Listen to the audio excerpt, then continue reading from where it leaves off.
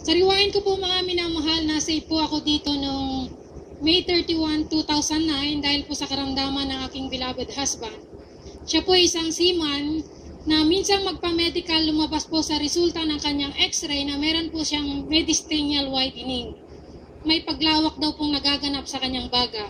At upang makatiyak kung ano po ito, nag-undergo po siya ng chest ultrasound. Ang lumabas po na resulta, meron daw po siyang aortic aneurysm. Ang paliwanag po ng doktor dito, yun daw pong main trunk na ugat na nagsusupply ng dugo sa kanyang heart, sa brain, ay lumobo. Anytime daw po na ito ay pumutok, mamamatay na raw po siya.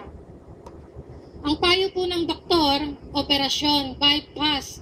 Pinaghahanda po kami ng 450,000 pesos for operation only. Sa ospital po ito sa PGH.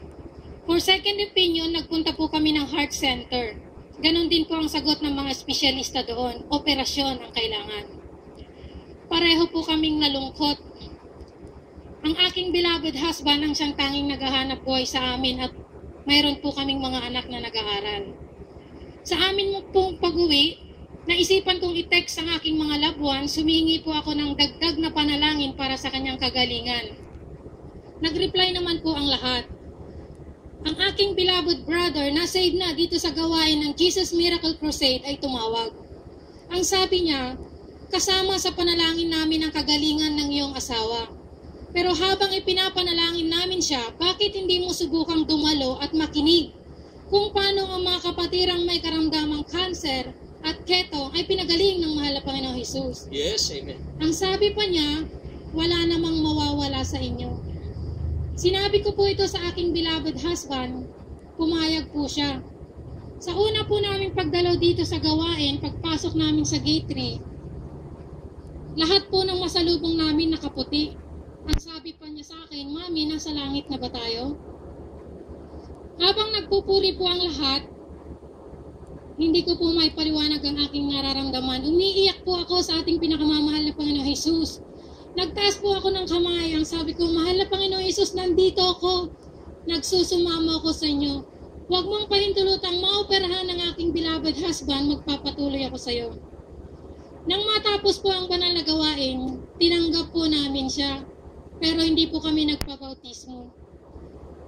Itinuloy ko ang proseso sa paghahanda ng operasyon. Natapos ang lahat ng kanyang laboratory test. Naglikom po kami ng sapat na halaga para sa kanyang operasyon. Ang sabi po ng doktor, ma'am, muli po natin ipa-CT scan si sir, yung mas malinaw, CT aortogram. Nang lumabas po ang resulta nito, ang sabi ko sa aking beloved husband, ihanda mo ang sarili mo, magpapa-opera tayo. Nagpunta po kami ng PGH, dala ko ang pera, ipapa-admit ko siya. Pero bago yan, dumaan kami sa clinic ng kanyang doktor at pinabasa yung resulta. Nang basahin po ito ng doktor, ang sabi niya, lumiit! From 6.7 cm, bumaba po ito sa 4.7 cm. Amen. Praise the Lord. At ang sabi ng doktor, hindi na raw po ito dapat galawin. Mas makabubuti raw po ito sa kanya. Hallelujah! Pinakinggan ng mahal na Panginoong Jesus ang aking mga panalangin. Amen. Praise the Lord. Marami pong sinabi ang doktor. Marami po ang bawal. Higit sa lahat, hindi na raw po siya makakabalik sa kanyang trabaho bilang seaman dahil bagamat ito daw po ay lumiit, hindi ito tuluyang nawala. Pero sa aking isipan, ngayon pa, nakilala ko na ang mahal na Panginoong Jesus. Sa gawain ng Jesus Miracle Crusade, siya ay buhay, nagpapagaling ng mga karamdaman, libre, walang bayad. Sa muli po naming pagdalo, nagpabautismo po ako, ang aking beloved husband at aking mga anak. Makalipas po ang 2 buwan, ninais ng aking beloved husband bumalik sa kanyang trabaho bilang seaman. Ang sabi ko, dito ka na lang para magkasama tayo. Naroon po yung aking pangamba dahil kapag nag-apply ka, may medical ulit. Pero buo na po ang kanyang paniniwala.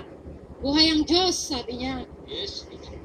Nagpatuloy po kami sa pagdalo. Nagpakainit po kami sa pagdalo 3 times a week. Nagpuri umaga't gabi, nag-ayuno. Sa unang panalangin ng ating beloved pastor, pinagpala po kami ng mahal na Panginoon Jesus. Binigyan po siya ng panibagong kontrata na ipasa po niya ang kanyang medical. Hallelujah! Amen. Praise the Lord. Mga minamahal, 4 na taon na po ang lumilipas. 4 na kontrata na ang natapos niya. Sa kasalukuyan, on board pa rin po siya. Patuloy na pinagpapala ng mahal na Panginoon Jesus ng kalakasan, kagalingan ng kanyang katawan. Sa pagpapala naman po mga minamahal, dito natutunan namin ang pagbibigay ang susi ng pagpapala. Yes. Amen. Meron po kaming bahay sa Maynila, sa Tondo.